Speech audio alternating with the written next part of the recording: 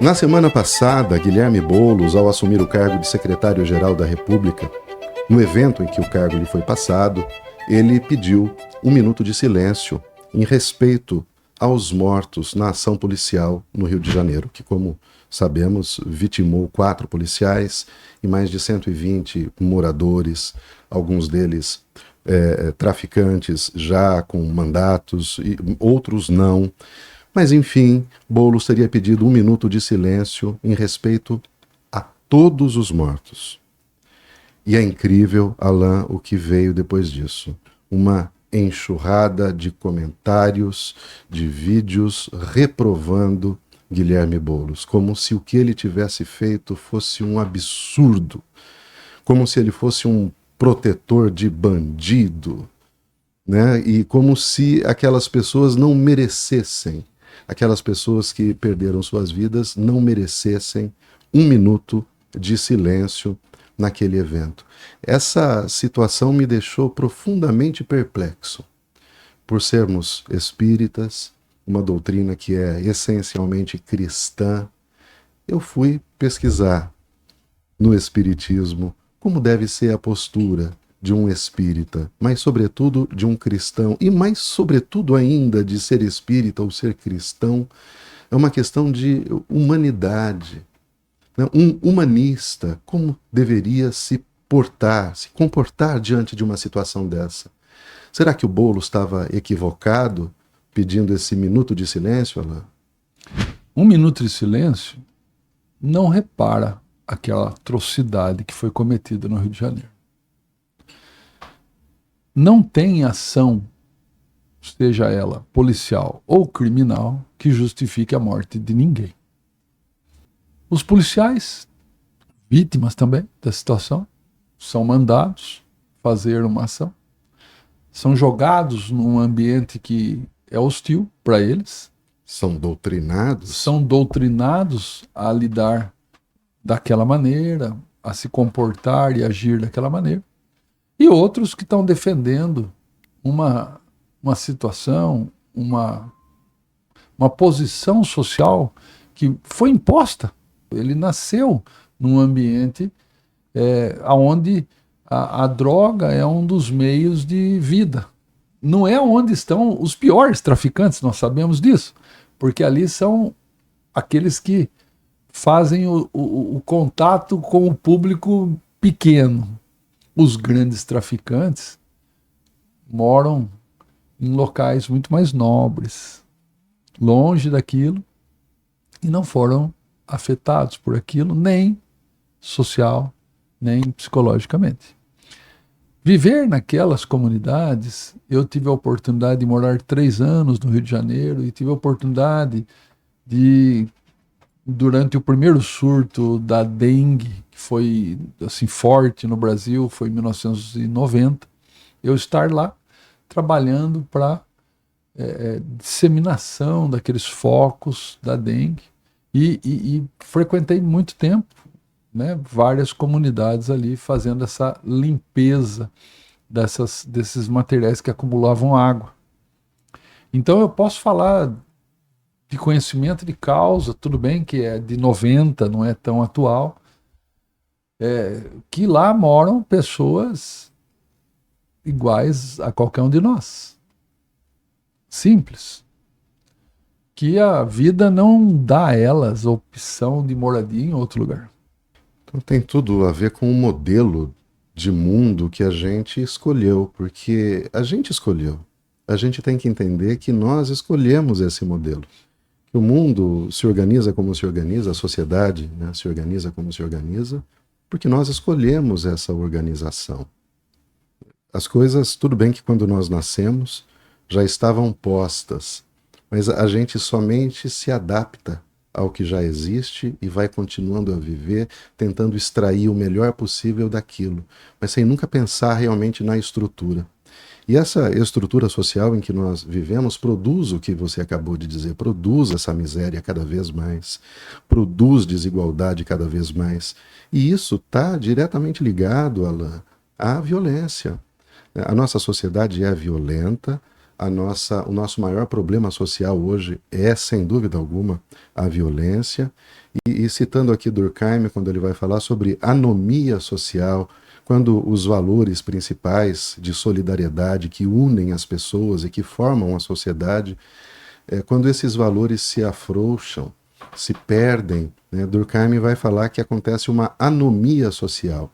E eu não tenho dúvida de que nós vivemos num processo anômico nesse sentido. E eu vou, assim, dando nome aos bois, Alain, porque eu quero realmente falar daquilo que me incomoda como espírita.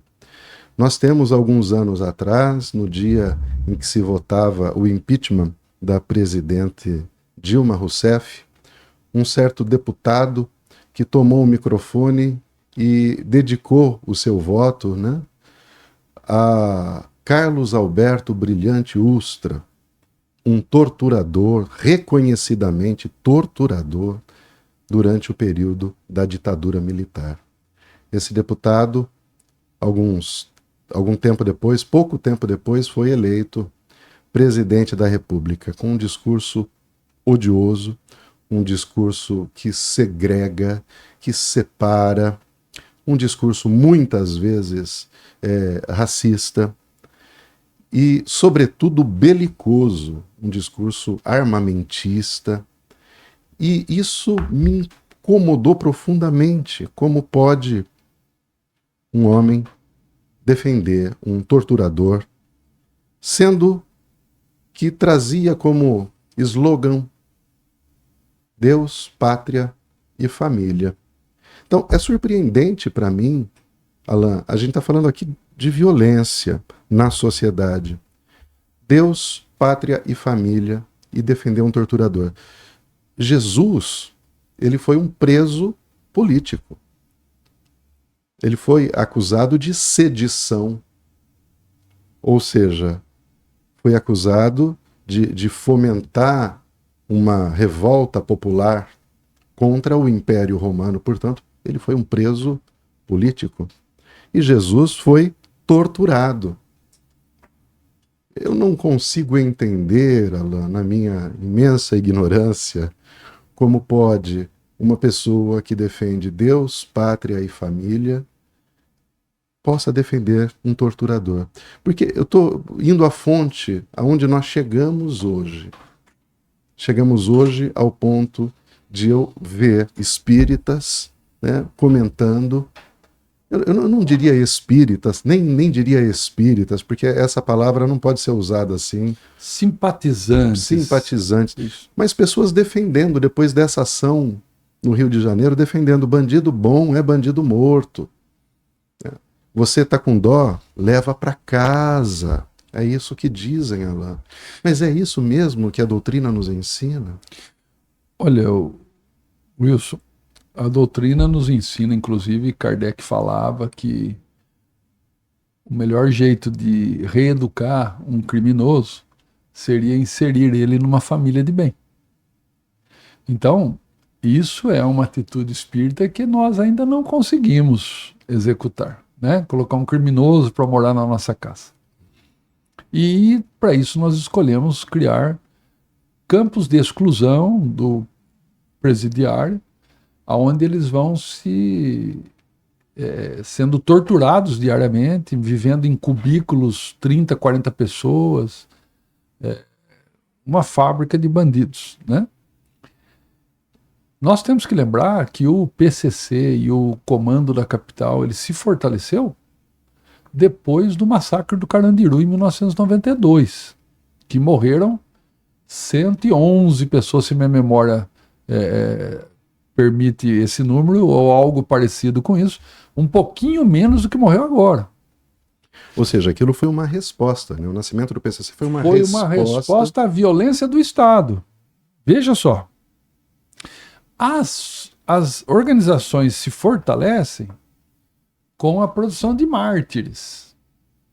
Então, o que o governo do Rio de Janeiro fez foi criar um monte de mártires que morreram naquele massacre. É outro massacre. Porque no Brasil nós não temos pena de morte. Então, eles ali foram condenados porque não estavam julgados, condenados, sentenciados e executados. Então, esse processo não existe na lei penal do Brasil. O que os defensores dessa barbárie vão afirmar é que aquilo foi uma guerra. E numa guerra você não tem tempo de julgar, né, de analisar provas, você tem que decidir e você tem que sobreviver. Então, essas pessoas se colocaram naquela condição. No momento em que a polícia entrou no morro, eles poderiam se render, mas eles optaram pelo combate. Eu não sei. Sabe por que eu não sei como isso foi? É o que eles levantam, né? Esse é o argumento deles. Eu não sei porque a gente não sabe como que isso aconteceu. A gente... Normalmente é a história dos vencedores, né? Então hoje nós temos a história da polícia contada. Mas nós não temos a história como foi o processo. E nada justifica tanta morte. Nada. O que aconteceu agora é fruto de muitos anos de falta de ação social. O próprio processo abolicionista foi um processo sem planejamento nenhum. Foi só realmente em atenção a pressões que havia internacionais já para que eles fossem libertados, mas não houve um plano de integração social dessas pessoas. Há um recorte racial também, né, nessa dimensão. Quando você sobe o morro, a maioria das pessoas que moram lá são negras. Daí se associa o negro à violência. Mas é que as condições sociais é que os tornaram violentos. Então a gente não pode negar que a violência é fruto da desigualdade social. Então a falta de acesso à educação, por exemplo, é evidente que aumenta os números de violência. A falta de acesso a lazer, a falta de acesso a um trabalho com um pagamento digno, né, a moradia digna, isso tudo incentiva a segurança. Como você falou, os jovens ali não veem outra perspectiva senão entrar no tráfico. É a única maneira que eles têm de poder ter alguma coisa, de poder viver a vida deles um pouco mais de, segundo o que eles imaginam, dignidade, mas não é dignidade. Olha, eu gostaria de lembrar aqui de muitas ações humanitárias, de muitas pessoas, de ONGs pequenas, inseridas nesses ambientes, que conseguem transformar muitas vidas. O judô é um dos exemplos que transforma muitas crianças em atletas. Tem ações na música, na dança. Então veja que se esse jovem tiver oportunidade, ele muda, ele sai daquele ciclo de violência que culturalmente foi imposta àquela classe social. Mas é mais fácil eu juntar 2.500 soldados, acho que o número é esse, e gastar uma fortuna e mandar um monte de gente lá para caçar essas pessoas e matar quem seja. Você não imagina, estou falando como psicanalista agora, você não imagina o trauma que essa mortandade vai acarretar naquela população. Porque aquelas pessoas que morreram, que sejam criminosos ou que sejam, e aqui eu não estou fazendo julgamento do que eles fazem na vida, mas da ação que sofreram, vai trazer um trauma. A família dessas cento e não sei quantas pessoas, muito grande. E a toda a comunidade ali. Porque também morreram pessoas totalmente inocentes naquele meio. E outros foram machucados, feridos. Nós estamos falando dos mortos, mas... E os machucados emocionalmente. Existe um movimento em volta disso, emocional, que nós não vamos entender por enquanto. Nós vamos entender daqui a um tempo. Mas foi uma atitude extremamente fora dos padrões que o espiritismo apoia, que o cristianismo apoia e que o humanismo apoia. Então, Isso foi divulgado a nível internacional. Isso foi um palco de guerra. Alain, eu quero entender agora, e você vai me ajudar a entender isso, né? A todos nós, aliás. Quando a gente fala, e é impossível não tocar nesse assunto, porque há uma separação muito grande no campo político e que divide também a sociedade, quando a gente fala em conservadorismo e fala em progressismo. Mas essa visão que nós estamos apresentando aqui é uma visão essencialmente progressista. Então, a visão humanitária é uma visão progressista, é uma visão social, então, é uma visão que visa, então, a sociedade. E você tem muitas pessoas no campo político, como eu disse, conservadores, que são totalmente contrários a essa abordagem. Eles vão defender uma abordagem realmente como essa que ocorreu, uma abordagem violenta. Isso se revela, o que eu estou falando não é uma opinião, realmente é um fato. No Rio de Janeiro foi feita uma pesquisa, mais de 70% das pessoas aprovaram a ação. Na verdade, essa pesquisa teve diversos recortes, né, entre moradores, pessoas que moram fora, pessoas de outros estados, enfim. Mas em todos os cenários houve uma aprovação muito grande. E eu fico pensando, né, quando eu vejo os números da aprovação, eu penso, quem são as pessoas que não aprovaram? Quem são? Em que campo estão? Em que campo de pensamento estão as pessoas que não aprovaram esta ação? Eu falo, eu estou dentro desse número, daqueles que não aprovaram. Por quê? Porque eu tenho uma visão progressista, ou seja, uma visão de progresso, não uma visão de manutenção. Você acabou de mencionar a forma como aconteceu a abolição da escravidão, sobretudo ali no Rio de Janeiro, a falta de planejamento. Então, o que eu quero conservar? Eu quero conservar isso, aquilo, essa falta de planejamento, essa falta de divisão que aconteceu no passado? Aquilo era bom? Então, não, eu tenho que olhar para frente, tem que ter um caminho diferente para a gente. Porque o que nós fizemos nos trouxe até aqui onde nós estamos. O que nós vivenciamos é fruto das escolhas que foram feitas no passado, por nossos pais, avós e bisavós. Como eu posso querer um retorno a esse tempo que me traria novamente no lugar aonde estou? E isto é conservadorismo. Quem apoia uma atitude de violência dessa, eu poderia falar que são pessoas traumatizadas, que se identificam com a violência como uma forma de corrigir o que elas acham que seria o ideal de vida delas. A manutenção de um status quo que mantenha elas do jeito que elas estão, que elas não tenham que chegar ali perto, que elas não tenham que participar daquela violência. E tem alguém mais truculento que ela que toma o peito e vai lá e acaba com aquele negócio. Alain, as baratas podem continuar existindo porque elas são necessárias, não é? Dentro do equilíbrio. E vão biológico. continuar, segundo. Então você diz assim, não, que elas existam então ali no meio delas, mas que não entrem na minha casa. Isso. Elas podem existir, parece que elas resistiriam até ataques atômicos.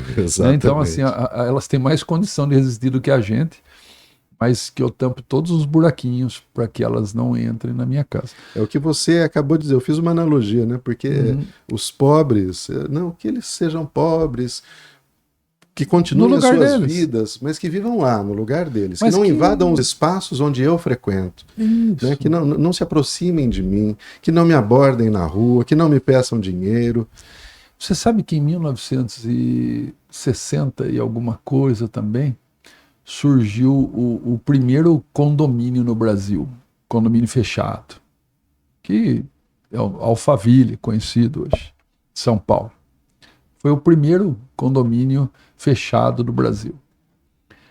Eles estavam tentando criar ilhas da fantasia. Então ali teriam as suas necessidades de comércio, bancos, etc. e tal.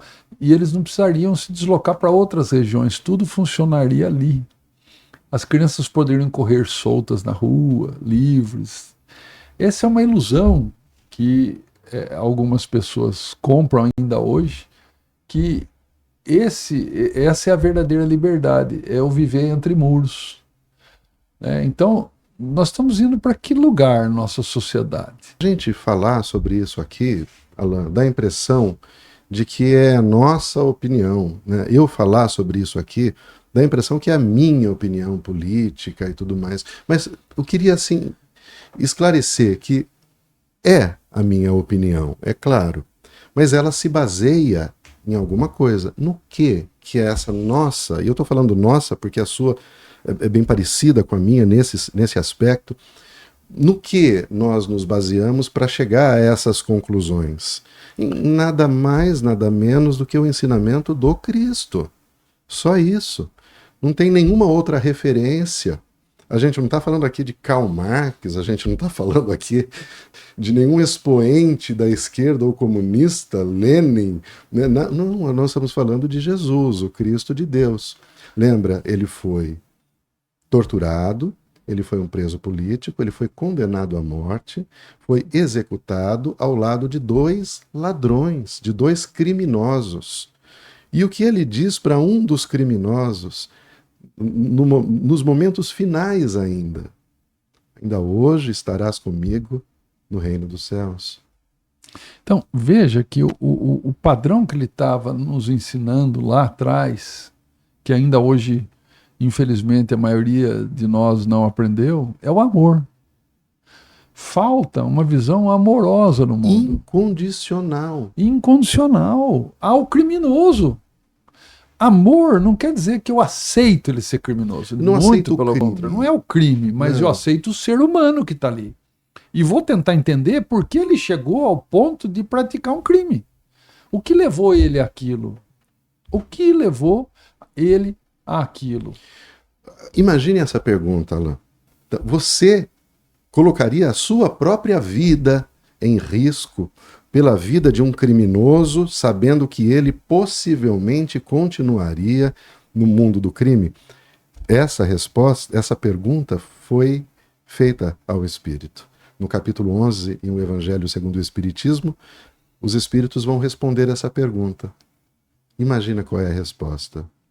Sim. Se você tiver condições, faça.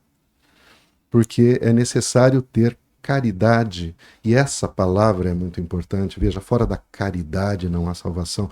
É preciso ter caridade com os criminosos, para com os criminosos. Mas essa caridade, a gente já falou várias vezes aqui, a caridade espírita não é a caridade da doação, de doar uma cesta básica, é a caridade de viver, é um olhar, é um modelo de mundo, é uma forma de olhar para o mundo, de olhar para as dores, de olhar para os erros dos outros. É benevolência, é perdão dos pecados, não é isso a caridade? Você sabe que tem uma historinha que eu escutei outro dia e eu não vou lembrar de todos os detalhes, mas é muito simples a gente entender. O mestre e o seu ajudante andando pela floresta, vem uma cobra venenosa se afogando. Eu não sei se cobra se afogaria, mas a historinha conta isso. A cobra venenosa se afogando. O mestre olha para o aprendiz e falou, preciso salvá-la. Mas aí o aprendiz fala, mas é uma cobra venenosa, preciso salvá-la. Se atira na água, salva a cobra venenosa. Chegando na margem, a cobra pica ele e sai. Aí o aprendiz fala para ele, tá vendo que o senhor ganhou? Foi salvar uma cobra venenosa, tomou uma picada. Aí ele olha para o aprendiz e fala assim, eu cumpri a minha natureza e ela a dela. Ou seja, se na minha natureza é salvá-la, se na minha natureza é ser caridoso, se na minha natureza é amar, não tem como eu ser diferente. Agora, se na minha natureza é ser violento, então eu vou ser violento. Então veja que nós estamos falando aqui do que está dentro do coração das pessoas. Se a humanidade hoje desejasse diminuir a violência, teria que começar a diminuir a violência dentro do coração de cada um. Dessa situação toda, do que aconteceu, será que eu aprovaria isso que aconteceu se fosse eficaz? se tivesse sido eficaz, ou seja, funcionou, resolveu, nossa, tivemos uma perda enorme de vidas, tanto do lado dos policiais quanto do lado dos moradores. Porque eu estou chamando de moradores aqui porque eu não sei quais deles são traficantes, quais não são, que papel exerciam ali dentro. Então, por enquanto, são ali moradores. Enquanto a gente não tiver números definitivos com relação a isso.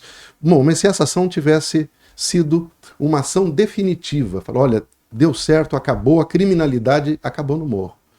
Será que eu estaria do lado certo? Talvez ainda não.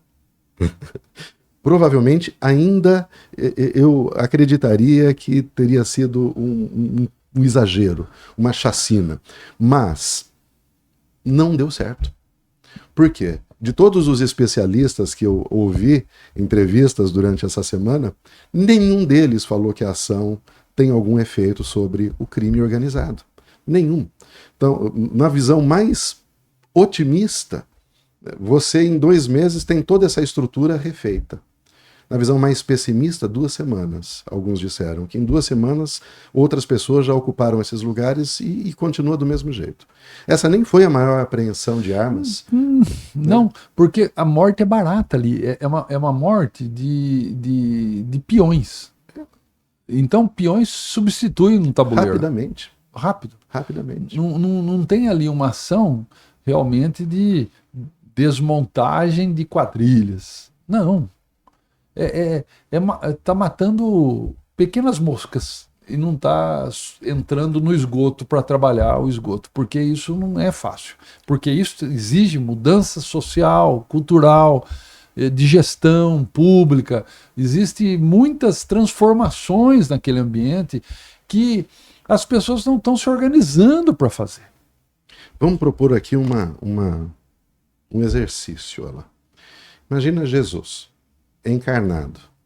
E ele participa de um podcast. E alguém pergunta para ele sobre qual é a opinião de Jesus sobre esta ação. É difícil o que eu estou fazendo, porque a gente não consegue alcançar a mente de Jesus. Mas somente com base naquilo que nós conhecemos dele. Com base naquilo que nós conhecemos de uma pessoa, nós temos algumas expectativas com relação àquela pessoa, às atitudes daquela pessoa. Se você tem uma pessoa que você considera que é gentil, você espera a gentileza dele. É natural que seja assim. Uma pessoa que é sempre amorosa, você espera que ele tenha uma atitude amorosa. Já aquele que é truculento, quando ele é truculento, você já nem se importa muito, porque é natural, você espera aquela truculência dele. Como será que Jesus reagiria diante de uma situação como essa?